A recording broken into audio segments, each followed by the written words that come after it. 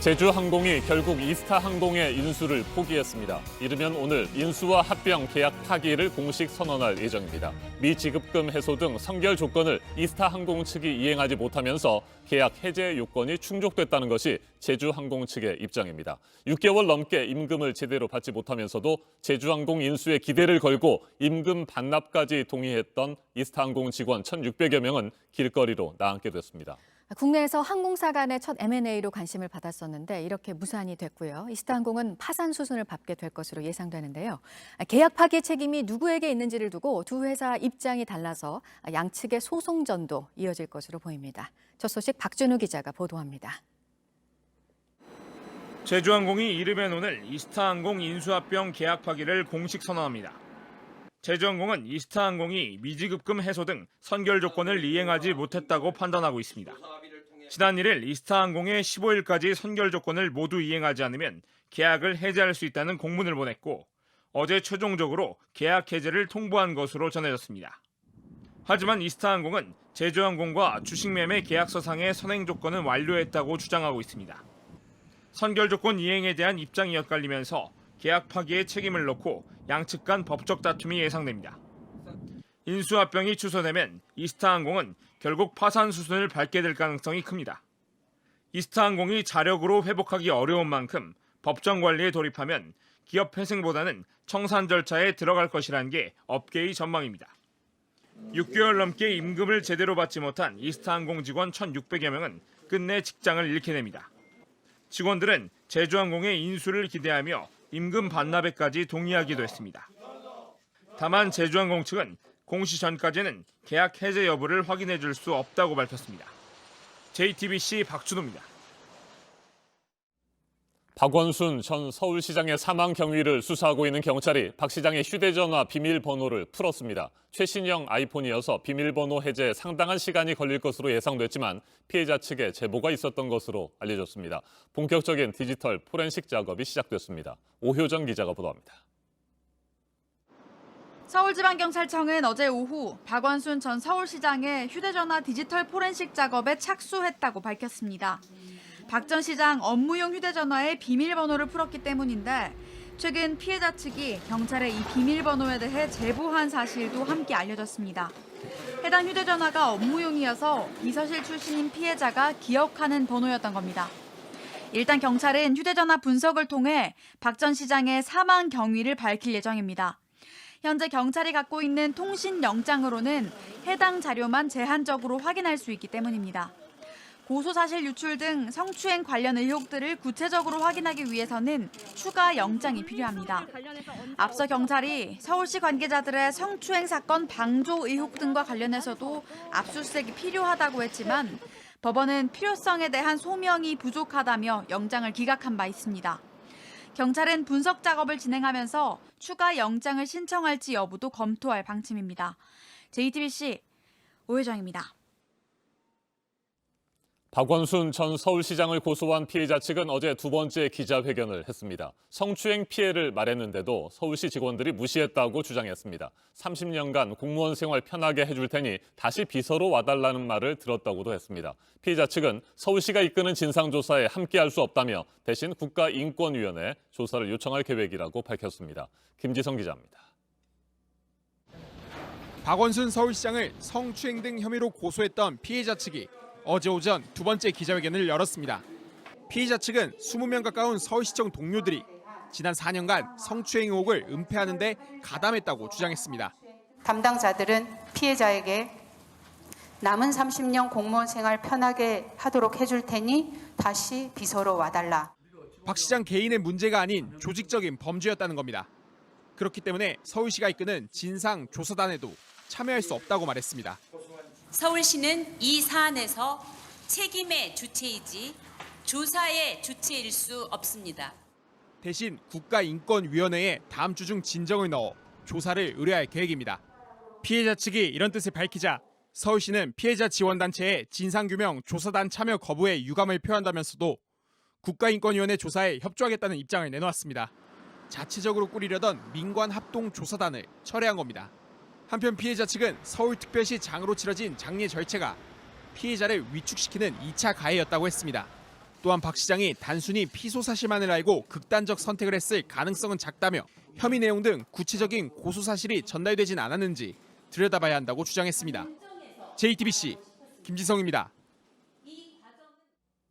코로나19 집단 감염이 발생한 경기도 포천 육군 부대 확진자가 밤사이 1명 더 늘어나 모두 14명이 됐습니다. 부대원 230여 명 전원에 대한 검사가 완료됐는데 나머지 장병들은 음성 판정을 받았습니다. 광주광역시에서는 증상이 나타나고 일주일이 지난 뒤에서야 검사를 받았던 확진자로부터 접촉자 6명이 추가 감염됐습니다. 강보들 기자입니다. 어젯밤 추가된 1명까지 경기도 포천의 육군 8사단 소속 모 부대에서 병사 14명이 코로나19 확진 판정을 받았습니다. 20일 증상이 나타난 병사 2명이 21일 확진된 이후 진행된 부대원 전수검사 결과입니다. 나머지는 음성 판정을 받았지만 확진자들과 밀접 접촉한 부대원 50여 명은 당분간 1명씩 격리 조치됩니다. 감염 경로는 아직 확인되지 않았습니다. 최초 확진된 병사들은 지난달 초 휴가를 다녀왔고 이 중 1명은 이달 10일 외출도 다녀온 걸로 전해졌습니다. 외출도 하고 외박도 하고 또 출퇴근하시는 군무원들도 있으실 수 있고 또 장교들은 또 출퇴근을 할 수 있기 때문에 그런 의미로 지역사회 감염이 군부대 안으로 유입될 그런 가능성은 언제든지 있다고 생각합니다. 지역사회 2차 유행을 겪고 있는 광주에서는 어제 낮 확진된 50대 여성의 접촉자 6명이 무더기로 확진 판정을 받았습니다. 이 여성은 14일 발열 증상이 나타났지만 약국과 병원, 미용실 등을 돌아다니며 일상생활을 했고 21일에야 검사를 받았습니다. 접촉자가 더 늘어날 수 있어 확진자도 추가될 가능성이 큽니다. 이 밖에 일곡 중앙교회 관련 자가격리자 2명도 양성 판정을 받아 광주의 누적 확진자는 현재까지 모두 200명입니다. JTBC 강버들입니다. 미국 트럼프 행정부가 텍사스주 휴스턴에 있는 중국 총영사관 폐쇄를 전격적으로 요구했습니다. 중국이 미국인의 지적 재산권과 정보를 빼가고 있다는 것이 표면적인 이유입니다. 중국은 강하게 반발하면서 우한 주재 미국 영사관을 폐쇄시키는 것으로 맞대응하는 방안을 검토하고 있습니다. 미국과 중국의 갈등이 점점 더 극단으로 치닫고 있습니다. 워싱턴을 연결합니다. 임종주 특파원, 미국 휴스턴 주재 중국 총영사관의 폐쇄 조치 정말 갑작스럽고 전격적인 결정입니다. 중국 정부가 이 같은 소식을 가장 먼저 확인했죠. 네, 왕원빈 중국 외교부 대변인이 하루 전 브리핑에서 미국이 휴스턴 총영사관 폐쇄를 요구했다고 확인했습니다. 시한은 오는 24일 오후 4시까지입니다. 영사관 인원도 모두 떠나야 합니다. 휴스턴 총영사관은 미중 수교가 이루어진 1979년 처음 개설된 영사관입니다. 이어 모건 오르테거스 미 국무부 대변인도 이 사실을 확인했습니다. 자, 그렇다면 미국이 영사관 폐쇄를 요구한 이유가 구체적으로 뭘까요? 네, 오르테거스 대변인은 미국인의 지적 재산권과 개인정보 보호를 표면적인 이유로 들었습니다. 한마디로 중국이 중요 정보를 빼내가고 있다는 것입니다. 유럽을 방문 중인 폼페이오 국무장관도 같은 주장을 폈습니다. 폼페이오 장관의 말입니다. You saw yesterday an indictment that the Department of Justice put out related to a set of activities. We're going to take actions that protect the American people, protect our security, our national security, and also protect our economy and jobs. 폼페이오 장관의 언급처럼 미 법무부는 하루 전 코로나19 백신 개발 정보를 빼내려 한 혐의로 중국인 해커 2명을 기소했다고 발표했습니다. 폼페이오 장관과 국무부 대변인 설명대로라면 그 사건과 휴스턴 총영사관이 연루돼 있다는 주장인 것으로 보입니다. 뉴욕타임스는 데이비드 스트렐 미 국무부 동아태 차관보의 말을 인용해서 휴스턴 주재 중국 총영사와 외교관 2명이 최근 중국인 여행객 2명을 공항까지 바래다 준 과정에서 위조 신분증을 사용하다가 적발됐고 휴스턴 총영사관이 연구 절도 사건의 핵심이라고 전했습니다. 네, 미국 내에서는 트럼프 행정부의 이번 조치를 어떻게 분석하고 있습니까? 네, 워싱턴 포스트와 뉴욕타임스, CNN 등 주요 언론들은 외교관과 학자, 언론인 등에 대한 통제 조치가 한층 강화된 것으로 코로나19와 홍콩 보안법 등을 둘러싼 양국 갈등이 첨예해지고 있다고 전했습니다. 동시에 트럼프 대통령의 재선 전략과도 연결시키고 있습니다. 코로나19 대응에 실패한 트럼프 행정부가 지지층을 겨냥해 반중국 메시지를 쏟아내고 있다는 시각입니다. 코로나19 책임론을 외부로 돌리려는 시도이자 지지층 결집용이라는 것입니다. 네, 중국은 강하게 반발하고 있죠. 맞대응 차원에서 우한 주재 미국 총영사관 폐쇄도 검토하고 있다는 보도가 나오고 있어요. 네, 중국은 일방적인 정치적 도발이자 국제법 위반이라고 강하게 반발하고 나섰습니다. 미국이 잘못된 결정을 되돌리지 않을 경우 단호한 조치를 하겠다고 벼르고 있습니다. 또 미국 정부 때문에 주미 중국 대사관에 폭탄과 살해 협박도 있었다고 비난했습니다. 외신은 중국이 맞대응 조치로 우한 주재 미 영사관 폐쇄를 검토하고 있다고 전했습니다. 네, 미국 측의 영사관 폐쇄 통보 이후 휴스턴 총영사관 안에서 서류를 소각하고 있다는 신고가 접수되기도 했다던데 소방관들이 출동을 했습니까? 네, 현지 언론들은 총영사관 내 쓰레기통 같은 곳에서 서류가 타고 있다는 신고가 접수돼 소방관이 출동했다고 전했습니다. 휴스턴 경찰은 영사관뜰에서 연기가 관측됐지만 들어갈 수는 없었다는 내용을 트윗에 올렸습니다. 총영사관 측이 폐쇄 통보를 받은 이후 기밀 문서 소각 작업에 나선 것 아니냐는 관측이 제기되는 대목입니다. 지금까지 워싱턴에서 JTBC 임종주입니다. 미 국무부가 LG U+의 중국 통신 장비 업체 화웨이와의 거래를 중단하라고 촉구했습니다. 한마디로 화웨이가 믿을 수 없는 업체라는 겁니다. 미국과 중국의 갈등이 갈수록 격화되고 있는 가운데 반중국 노선에 동참하라는 우리 정부와 기업을 향한 트럼프 행정부의 압박이 점차 거세지고 있습니다. 박준우 기자가 보도합니다. 미 국무부가 LG U+에 중국의 화웨이 대신 다른 업체의 장비를 쓰라고 요구했습니다. We would urge companies like LG U+ to migrate away from untrusted vendors to trusted vendors. 이 발언은 현지 시간 22일 뉴욕 포린 프레스센터가 주관한 화상 브리핑에서 나왔습니다. LG가 화웨이 장비 사용을 중단하면 미국에서 혜택을 받을 수 있는지에 대한 답변이었습니다. 스트레이어 부차관보는 경제적 인센티브를 주지 않을 것이라면서도 이를 심각한 안보 사안으로 여긴다고 덧붙였습니다. 미국은 최근 5G 이동통신망 구축 과정에서 화웨이를 배제하도록 세계 각국과 기업을 압박하고 있습니다. And that's fundamentally the issue when one is deploying Huawei technology is the ability for the Chinese Communist Party to make the decision that they would want to undermine that technology by disrupting it or using it as a surveillance tool. 마이크 폼페이오 국무장관도 지난 14일 화웨이 장비를 쓰지 않는다는 이유로 SK와 KT를 깨끗한 업체로 거론하며 다른 업체들의 반화웨이 전선 동참을 촉구하기도 했습니다. JTBC 박준우입니다. 사흘 전 민주당 원내대표가 부동산 문제를 해결하기 위해서 청와대와 국회를 세종시로 옮기자고 제안하면서 논의의 불이 붙고 있습니다. 이 행정수도 이전 문제, 이를 실현시키기 위해서 민주당에서는 이 특별법을 당론으로 발의하는 걸 검토하고 있습니다. 통합당에서도 찬성을 하는 의원들이 나왔는데 충청권 의원들입니다. 최수연 기자입니다. 민주당 지도부는 김사열 국가균형발전위원장을 비공개로 불러 보고를 받았습니다. 지난 20일 행정수도 이전 카드를 꺼낸 뒤로 국회에 특위 설치를 제안하고 공공기관 추가 이전 가능성을 챙기며 속도를 내고 있는 겁니다.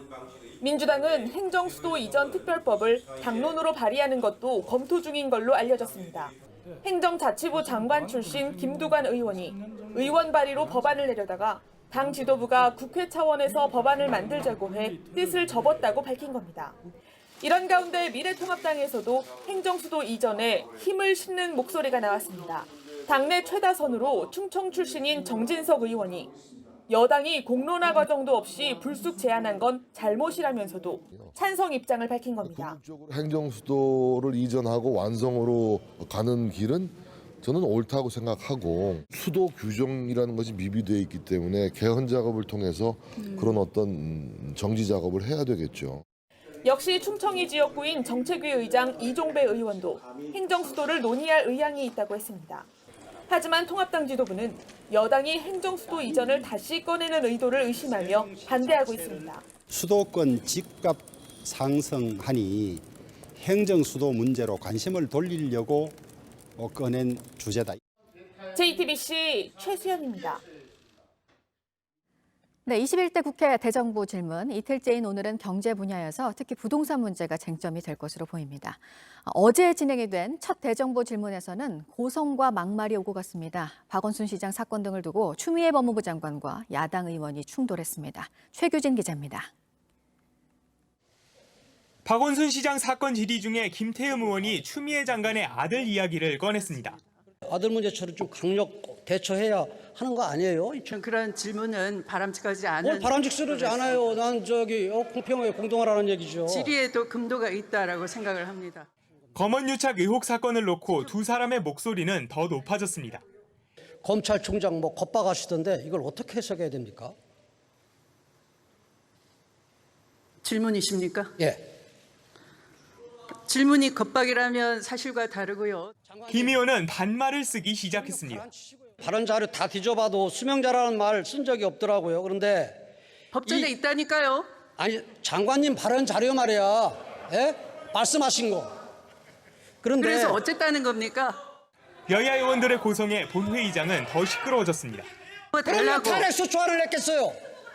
나 혼자만 얘기하면. 야당 권력의 남용 아닙니까?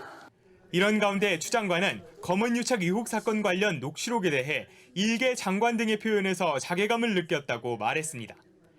야당에서 조롱하는 듯한 발언이 나오자 결국 범여권에서도 반발이 나왔습니다. 정진석 의원님, 품위를 생각하세요. 응? 부의장 하고 싶으시면 올라와서 말씀하시고요. JTBC 최규진입니다. 네, 어제 정부가 발표한 세법 개정안도 들여다보겠습니다. 고소득자의 세금을 더 올리는 방안이 포함이 됐고요. 관심이 높았던 건 주식 양도세에 대한 것이었는데 앞서 개인 투자자들의 의욕을 꺾어서는 안 된다는 문재인 대통령의 언급이 있었고 이 세법 개정안에 반영이 됐습니다. 주식 연수익이 2천만 원이 넘으면 양도세를 매기려고 했던 것에서 5천만 원이 넘을 때로 바꾸면서 과세 대상이 원래 계획의 절반 정도로 줄게 됐습니다. 정아람 기자입니다.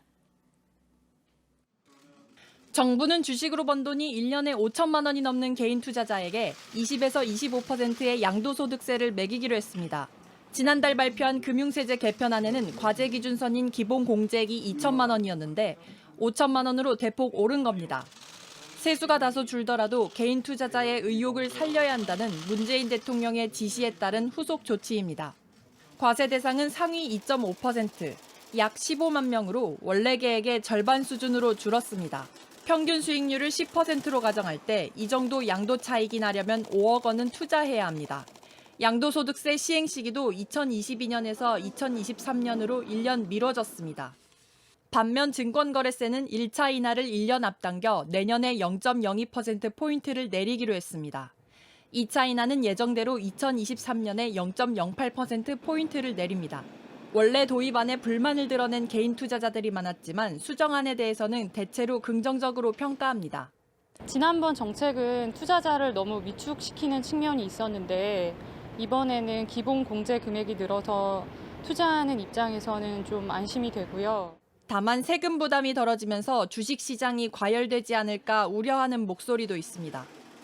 젊은 층을 중심으로 대출을 받아 주식에 투자하는 비투가 지금보다 더 늘어날 수 있기 때문입니다.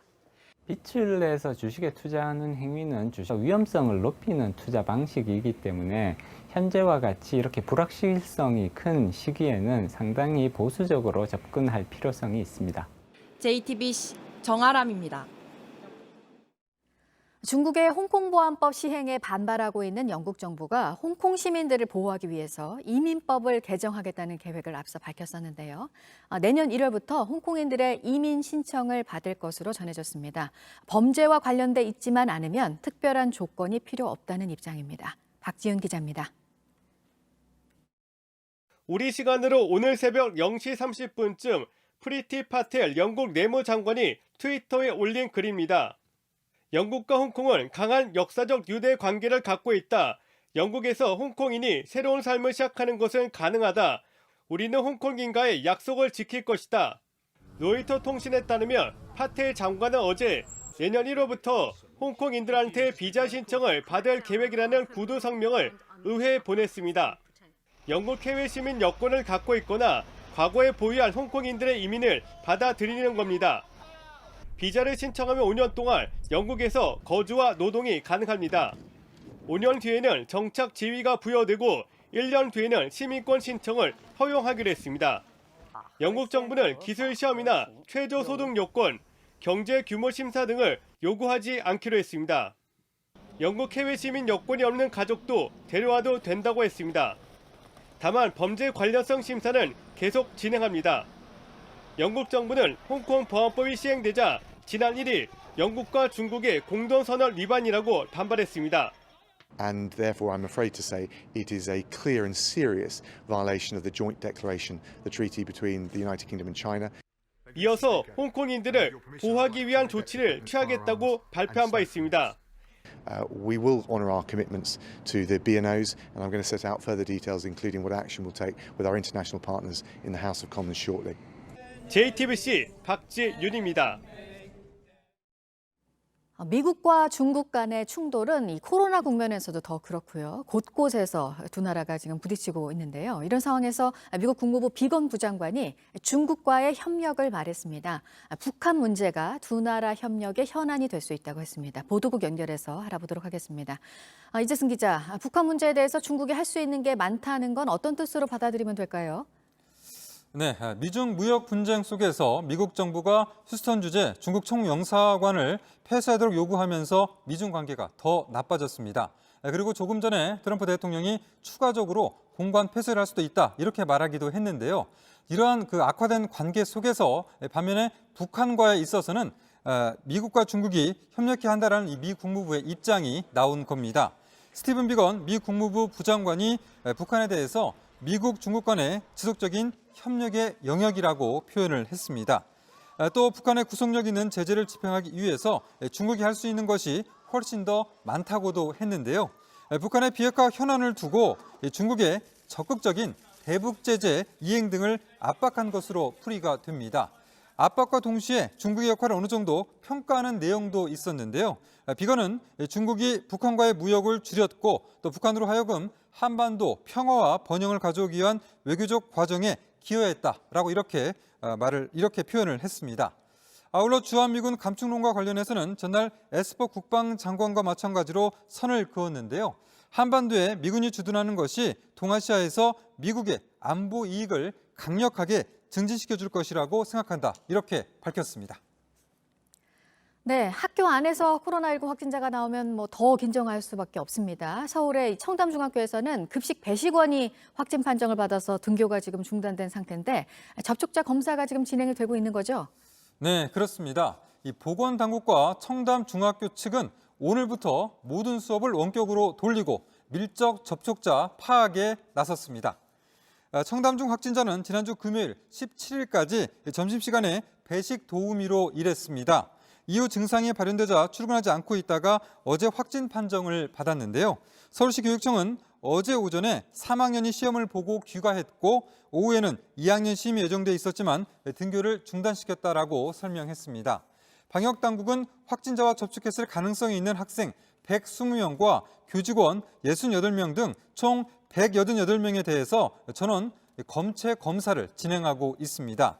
이 중에 밀접 접촉자로 분류된 7명은 검체 검사를 실시한 뒤에 자가 격리 조치가 됐는데요. 해당 확진자가 근무 당시 학생과 종사자 모두 마스크를 착용하고 있었던 것으로 알려졌습니다.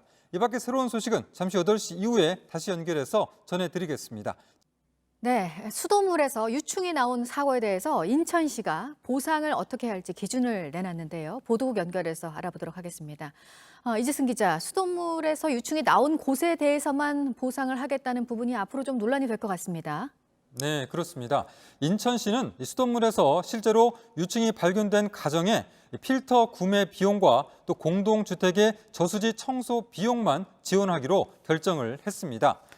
유충이 발견됐더라도 가정 자체의 생수 구매비는 지원하지 않는다. 보상 대상에서 제외하기로 했는데요. 인천시는 다만 유충이 나온 가정이 생수를 신청하면 생수를 직접 지급하고는 있습니다. 인천에서 수돗물 유충 신고 지역은 옹진군을 제외한 9개의 군과 군데요. 첫 신고 이후에 지난 21일까지 총 814건이 접수가 됐고 실제 유충이 발견된 지역은 200여 건에 달합니다. 인천시는 지난해 붉은 수돗물 사태 때는 피해 보상비로 331억 7천만 원을 지출했는데 시는 당시 피해 주민의 생수 구매 비용과 피부질환, 복통 등 진료비, 또 저수조 청소비, 필터 교체비 등을 실비 보상했습니다. 네, 그리고 코로나 백신 개발 소식은 많이 들리는데 그러면 과연 언제부터 사용을 할 수 있을지 많은 분들이 궁금해하십니다. 세계보건기구에서 내년 초를 예상을 했네요. 네, 마이클 라이언 WHO 사무차장은 현지 시간 22일에 소셜미디어를 통해서 연구진이 코로나19 백신 개발에 훌륭한 진전을 보이고 있다라고 했습니다. 그러면서 실제 백신을 사용할 수 있는 시기는 내년 초쯤으로 전망을 했는데요. 라이언 사무차장은 몇몇 백신 물질이 임상 3상 단계에 있으며 현재까지 안전성과 또 면역 반응 생성 능력에서 모두 실패하지 않았다고 전했습니다. 이런 가운데 개발 중인 코로나19 백신 6억 명 접종분을 미국 정부가 미리 확보했다는 소식이 들어왔는데요. 미 보건복지부와 국방부 등이 화이자와 바이오엔테크가 개발 중인 백신 1억 회분을 19억 5천만 달러, 약 2조 원에 인도받는 계약을 체결했습니다. 이 계약에는 나중에 5억 회분을 추가로 확보할 수 있는 내용도 들어있는데요. 다만 이 계약이 성립되려면 백신의 성능이 입증돼야 됩니다. 이 백신이 조만간 있을 대규모 3상 임상시험에서 효과와 안전성을 입증받으면 곧바로 미 전역으로 백신이 배달된다라고 미국 보건복지부는 설명했습니다. 지금까지 아침엔 지금 JTBC 이재승입니다.